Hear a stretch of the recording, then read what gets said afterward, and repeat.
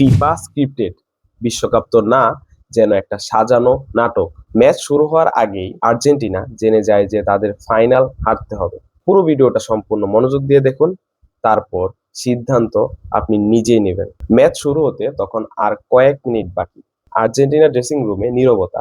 সেই সময় নাকি লিওনেল মেসিকে বলতে শোনা যায়, আমরা শান্ত থাকবো, বাইরে যাই হোক, শুধু মাঠে মনোযোগ দিব।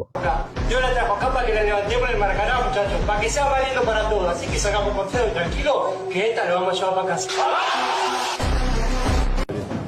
No, muchachos, tranquilidad, gente, tranquilidad.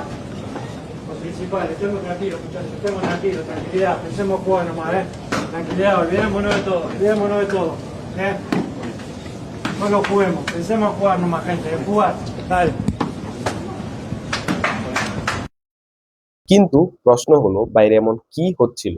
কারণ দাবি করা হয় ঠিক তখনই ড্রেসিং রুমের এক কোণে চোখ মুছছিলেন লিসান্দ্রো মার্টিনেজ ও এনজো ফার্নান্দেজ।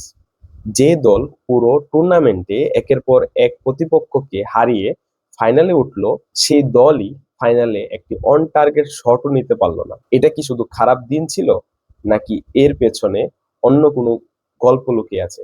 এবার শুনুন কেন এত প্রশ্ন উঠেছে। প্রথমত, পুরো টুর্নামেন্টে গ্যালারিতে দেখা গেলেও ফাইনালে দেখা যায়নি আর্জেন্টিনা ফুটবল অ্যাসোসিয়েশনের প্রেসিডেন্ট ক্লাউডিও তাপিয়া কিংবা কনমেবল প্রেসিডেন্ট আলেহান্দ্রো ডমিঙ্গেসকে। শুধু তাই নয়, মেসি কিংবা অন্য তারকাদের পরিবারের সদস্যদেরও গ্যালারিতে দেখা যায়নি। দ্বিতীয়ত, রোমেরো এবং লিসান্দ্রোর মতো মেইন ডিফেন্ডার নাকি নিজেরাই মাঠ ছাড়তে চেয়েছিলেন। একটি জিনিস খেয়াল করেন, স্পেনের সাথে আর্জেন্টিনা ছাড়াও খেলা হয় পর্তুগাল, বেলজিয়াম, ফ্রান্স, যেখানে পর্তুগালের নুনো মেন্ডিজের ইনজুরি, বেলজিয়ামের গোলকিপার কোর্তুইজের ইনজুরি, ফ্রান্সের উইলিয়াম সিলিভা এর ইনজুরি।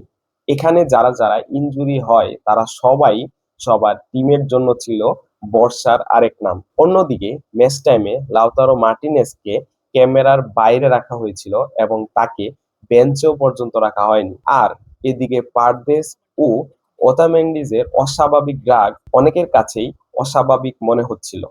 তৃতীয়ত, রেফারি নিয়ে বিতর্ক। দাবি করা হয় আর্জেন্টিনা ৬টি হলুদ এবং একটি লাল কার্ড পেলেও স্পেন অনেক ফাউল করেও কোনো কার্ড পায়নি। এনজো ফাউলের শিকার হয়েও প্রতিবাদ করতে গিয়ে নিজেই কার্ড দেখেন।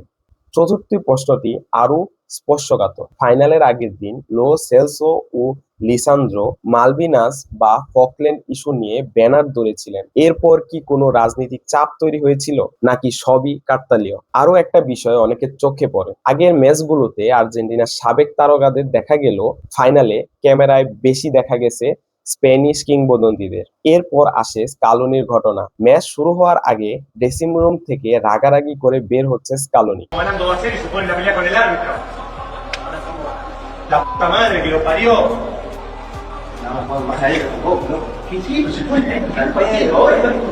ম্যাচ শেষে তাকে এতটা ভেঙে পড়তে আগে খুব কমই দেখা গেছে। Me duele el alma. Lo siento. সংবাদ সম্মেলনেও তিনি বলেন, ফাইনালের আগে যেসব বিষয়ে মুখোমুখি হতে হয়েছে তাতে আমি গভীরভাবে হতাশ। কিন্তু তিনি ঠিক কোন বিষয়ের কথা বলেছিলেন? পরিবারের নিরাপত্তা।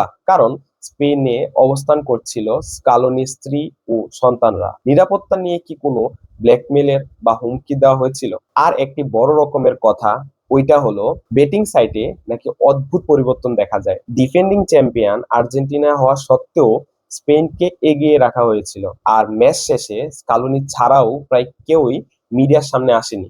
এরপর এনজো ফার্নান্দেজ একটি পোস্ট করেন, যেখানে লেখা আছে, সময় গেলে মানুষ বুঝবে আমরা কতটা নিবেদিত প্রাণ ছিলাম। এই কথার অর্থ কি? সবকিছুই কি নিছক কাকতালীয়, নাকি এর পেছনে কিছু আছে যা সাধারণ দর্শক কখনোই জানতে পারেনি? আজও এই প্রশ্নগুলোর কোনো নিশ্চিত উত্তর নেই, তাই সিদ্ধান্ত আপনার। আপনি কি মনে করেন, এটা শুধুই একটা খারাপ ম্যাচ ছিল, নাকি ফাইনালের আড়ালে সত্যি অন্য কোনো গল্প লুকিয়ে আছে? আমার দায়িত্ব ছিল বিষয়টি জানানো, বাকিটা আপনার উপর। কমেন্টে অবশ্যই আপনার মতামত জানান, আর এমন আরো তথ্যবহুল ভিডিও পেতে ফলো করে পাশে থাকুন।